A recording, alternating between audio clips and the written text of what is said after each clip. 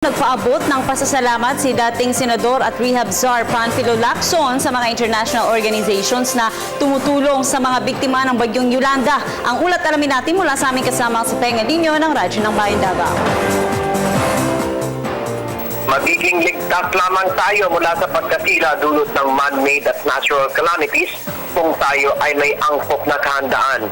Ito ang sinabi ni Davao Senator at Rehabilitation Czar Panfilo Lacson na naging panauhing sandangal sa katatapos lamang na Bulawan Festival sa Combal Province. Ayon kay Lacson na natapos na ito ang pagsusumiti ng lahat ng mga kinakailangang tapusin para sa implementasyon ng rehabilitasyon sa mga naapektuhan ng Bagyong Yolanda sa bahagi ng Visayas. At naniniwala ito na sa tulong ng pamahalaan ay matutugunan at ma-implementa na ang lahat ng rekomendasyon na kanyang ginawa para muli makabangon at manumbalik na sa normal ang ilang buhay ng mga kapatid nating nasalanta na matinding bagyo noong 8 ng Nobyembre 2013.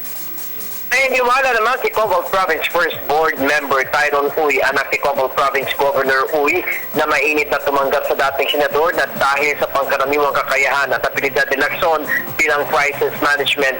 Kaya ito hindi lang ni Pangulong Benigno Simeon Aquino III bilang Presidential Assistant for Rehabilitation and Recovery o PAR para ayusin ang mga lugar na labis na naapektuhan ng Bagyong Yolanda. Isa sa pinakamalaking accomplishment anya ni Lacson ang kanyang pagsisikap para sa rehabilitasyon, recovery at construction na ginawa ng pamahalaan na maglagak ng 160 bilyong piso na Comprehensive Rehabilitation Recovery Program o CRRP na may mahalagang component para sa integrated short, medium at long-term programs sa mga apektadong lugar ng Yolanda alinsunod sa strategic vision ni Pangulong Aquino. Tama sa Telebisyon ng Bayan.